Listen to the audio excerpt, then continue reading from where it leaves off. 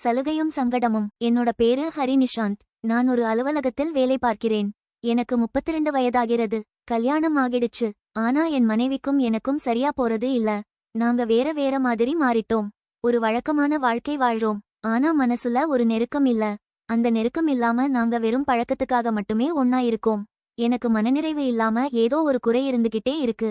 அதனால தான் பூஜா மேல என் கவனம் போச்சு. பூஜாவுக்கு அலுவலகத்துல பதவி உயர்வு கிடைக்க போகுது. அவ 4 அடி 8 அங்குலம் தான் இருப்பா. பார்க்கிறதுக்கு அழகா கியூட்டா இருப்பா. அவளுக்கு நீளமான கருப்பான முடி இருக்கு. ஒரு குழந்தைத்தனமான சிரிப்பு அவகிட்ட எப்பவும் இருக்கும். அவளுக்கு 25 வயசுதான் ஆகுது. ஒரு உற்சாகத்தோட வேலை செய்றா. அவ கம்பெனில இன்னும் பெரிய ஆளாகணும்னு ஆசைப்படுறா. ஆனா பதவி உயர்வு கிடைக்கணும்னா பூஜா சில பயிற்சி வகுப்புகள்ல கலந்துக்கணும். அந்த பயிற்சி வகுப்புகள்ல அவ சரியா பண்ணல. அவளோட வேலையில நிறைய தப்பு வந்தது. அவள பத்தி நிறைய பேர் புகார் சொன்னாங்க. எங்க வாடிக்கையாளர்கள் கூட அவளோட வேலைய பத்தி குறை சொன்னாங்க. நான் பூஜாவை 3 முறை கூப்பிட்டு பேசினேன். அவ என்ன பண்றாங்கன்னு தெரிஞ்சுக்கணும்னு நினைச்சேன். பொறுமையா அவ செஞ்ச தப்ப எல்லாம் சொன்னேன்.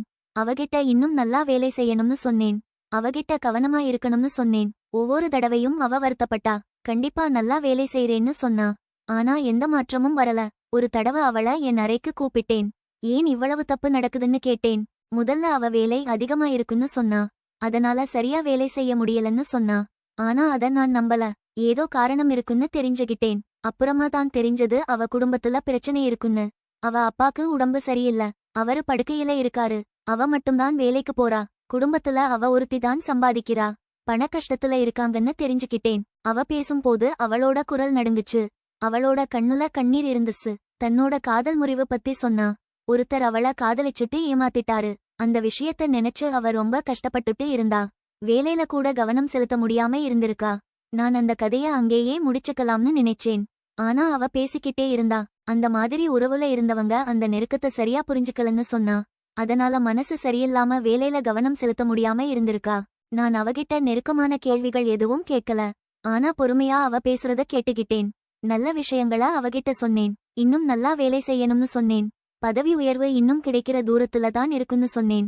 பூஜா, உன்னால இந்த கம்பெனில நல்லா வேலை செய்ய முடியும். சொந்த பிரச்சனைய வேலையில காட்டாத. உனக்கு 15 நாள் டைம் தரேன். உன்னால முடியும்னு எனக்கு காட்டு. நான் அவள வேலை செய்ய சொன்னேன். நான் பேசுனதுனால அவளுக்கு நல்லா இருக்கணும்னு நினைச்சேன். ஆனா அவ வேலையில எந்த முன்னேற்றமும் இல்ல. ஆனா அவகிட்ட ஒரு மாற்றம் தெரிஞ்சது. அவ என்கிட்ட ரொம்ப இயல்பா பேச ஆரம்பிச்சா. சில விஷயங்கள்ல என்கிட்ட உதவி கேட்டா. அவ என்ன பண்ணாலும் நான் கவனிச்சிட்டே இருந்தேன். வேலை செய்யறப்ப என்கிட்ட பேசிக்கிட்டு இருந்தா. சில நேரம் உதவி செய்றேன்னு சொல்லுவா. ஹால்ல நடந்து போறப்ப தெரியாம என் மேல இடிச்சிருவா.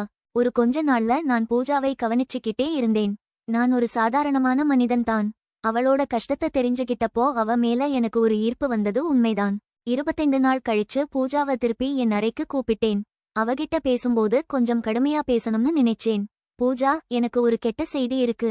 உன்னோட வேலையில எந்த முன்னேற்றமும் இல்ல. அதனால உனக்கு பதவி உயர்வு கிடைக்கிறது ரொம்ப கஷ்டம். அவ கண்கலங்கி அழுதா. தயவு செஞ்சு இப்படி பண்ணாதீங்க சார். நான் ரொம்ப கஷ்டப்பட்டு வேலை செஞ்சிருக்கேன். இந்த பதவி உயர்வு எனக்கு ரொம்ப முக்கியம். அவ ரொம்ப கஷ்டத்துல இருக்கான்னு தெரிஞ்சது. அவ கஷ்டப்படுறத பார்த்து எனக்கு பாவமா இருந்தது. பூஜா, உனக்கு இது எவ்வளவு முக்கியம்னு எனக்கு புரியுது. ஆனா நான் எல்லார்கிட்டயும் நேர்மையா இருக்கணும்.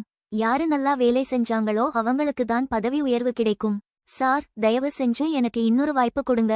நான் என்ன வேணாலும் செய்யறேன்னு கெஞ்சினாள். நான் என்ன சொல்லணும்னு தெரியாம கொஞ்சம் தயங்கினேன். அப்புறமா சொன்னேன், பூஜா, நான் உனக்கு இன்னும் ஒரு வாரம் டைம் கொடுக்கிறேன். ஆனா நீ உன்னோட வேலைய நல்லா செஞ்சு காட்டணும். சரியா? அவ ஆசையோட தலையாட்டுனா. அவளோட கண்ணுல ஒரு வெளிச்சம் தெரிஞ்சது. சரிங்க சார். நன்றிங்க சார். நான் உங்களை ஏமாத்த மாட்டேன். 2 நாள் கழிச்சு காலையில 8 மணிக்கு பூஜா எனக்கு போன் பண்ணா. சார், நான் உங்கள தனியா பேசணும்னு சொன்னாள். அவ கேட்டத கேட்டு எனக்கு கொஞ்சம் ஆச்சரியமா இருந்தது. பூஜா, என்னால நிச்சயமா சொல்ல முடியாது. நம்ம ஆபீஸ்ல பேசலாம். ப்ளீஸ் சார், இது ரொம்ப முக்கியம். என்னால போன்ல சொல்ல முடியாதுன்னு சொன்னாள். கொஞ்ச நேரம் யோசிச்சுட்டு சரின்னு சொல்லிட்டேன். சரி பூஜா, காலையில 11 மணிக்கு உங்க வீட்டு பக்கத்துல இருக்கிற மெயின் ரோட்டுல நில்லு. நான் வரேன்னு சொன்னேன். நான் சொன்ன மாதிரியே அந்த இடத்துக்கு கார்ல போனேன். பூஜா எனக்காக வெயிட் பண்ணிட்டு இருந்தா. புதுசா ஒரு டிரெஸ் போட்டுட்டு ரொம்ப அழகா இருந்தா. நான் வண்டிய அவ பக்கத்துல நிறுத்தினேன். அவ வண்டில ஏறினதும் என்ன பேசணும்னு கேட்டேன். அவ சீட்டுல உட்கார்ந்ததும் நான் வண்டிய ஸ்டார்ட் பண்ணேன். என்ன சொல்ல போறான்னு எனக்கு தெரியல. சார், எனக்கு அந்த பதவி உயர்வு ரொம்ப முக்கியம்னு சொன்னாள். பூஜா, உழைச்சாதான் எல்லாம் கிடைக்கும்னு சொன்னேன். ப்ளீஸ் சார், இந்த வாய்ப்பை மட்டும் விட்டுக் கொடுக்காதீங்க. நான் என்ன வேணாலும் செய்வேன் அழுதா.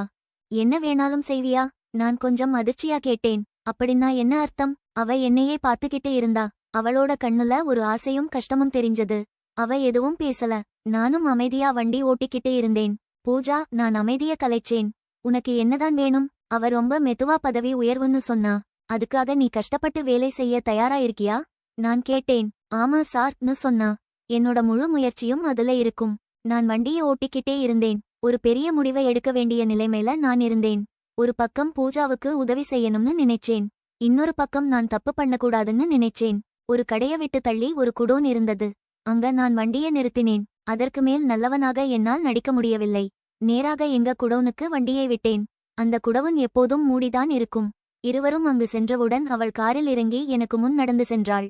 இருவரும் உள்ளே செல்ல நான் கதவை சாத்திவிட்டு திரும்பினேன். அவள் குள்ளமாக இருப்பதால் அவ்வளவாக எடை இல்லை. அவளை என்னால் தூக்க முடிந்தது. அவளை தூக்கி ஒரு சேரில் உட்கார வைத்து பேசினேன். அவளை கொஞ்சம் நேரம் நெருக்கமாக பேசினேன். அவள் ரொம்ப சந்தோஷமா இருந்தாள். அன்று அவளை சந்தித்த பின்பு இருவரும் ஆடை மாட்டிக்கொண்டு வீட்டுக்கு சென்றோம். அதன் பின்பு அடிக்கடி அவளை அழைத்துக்கொண்டு அதே இடத்திற்கு சென்று சந்திப்பேன். அவளும் சந்தோஷத்துக்காகவும் ப்ரொமோஷனுக்காகவும் வருவாள். இப்படியே அவளுடைய ப்ரமோஷனை 6 மாதம் தள்ளி போட்டு சந்தோஷப்படுத்தினேன். பூஜா, நான் அவகிட்ட சொன்னேன், நான் உனக்கு இந்த பதவி உயர்வை கொடுக்க போறேன். ஏன்னா நீ கேட்டன்னு இல்ல. எனக்கு உன் மேல நம்பிக்கை இருக்கு. உன்னால முடியும்னு நம்புறேன். ஆனா நீ நல்லா வேலை செய்யணும். அப்பதான் அதுக்கு நீ தகுதியானவன்னு அர்த்தம். அவ என்கிட்ட நன்றி சொன்னாள். அவ கண்ணுல சந்தோஷம் தெரிஞ்சது. நன்றி சார், அவ சொன்னாள். நான் உங்களை ஏமாத்த மாட்டேன். நாங்க கொஞ்ச நேரம் பேசிக்கிட்டு இருந்தோம்.